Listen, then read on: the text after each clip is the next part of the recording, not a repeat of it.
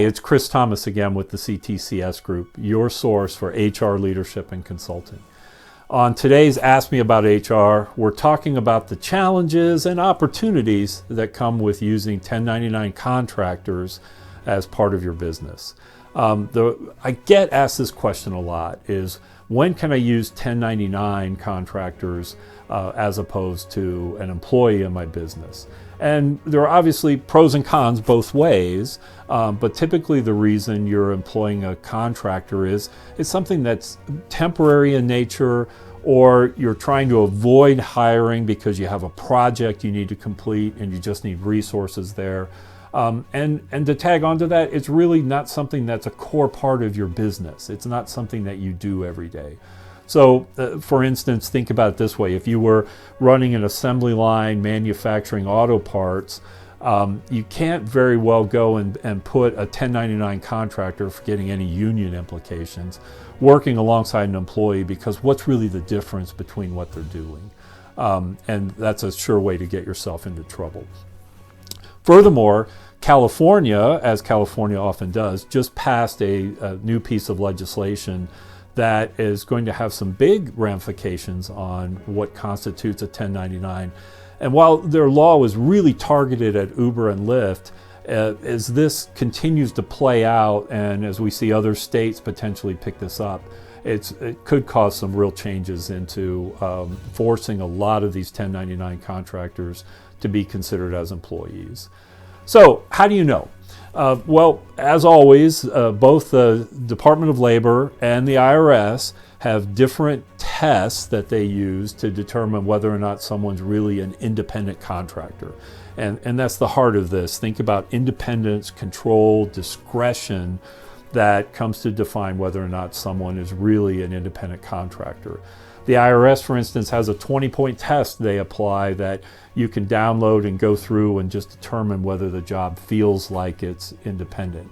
And like anything else, if you're not sure, make sure you're getting legal help or at least some experienced HR help to sit down and navigate through this. Because in all cases, you may find that, hey, some of these questions don't apply, but that doesn't necessarily disqualify somebody from being an independent contractor. It just takes some discretion and time to really do your due diligence on it. So I won't go through the all IRS 20 points, but let me give you a few of those. And one of the big ones is, do they supply their own equipment?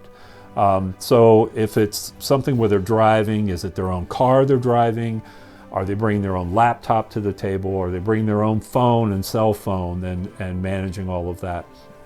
Another big test is around financial, is do they have the opportunity to make their own profit and loss? So are they quoting you rates and then maybe we misquote the rates?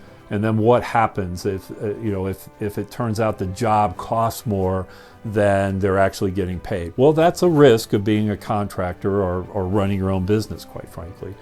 Can they set their own hours of work?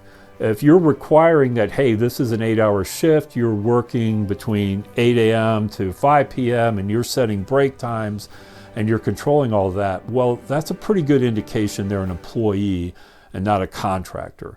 Contractors choose when they work, how they work. I could pick that I'm going to work on a job for you and do it at midnight.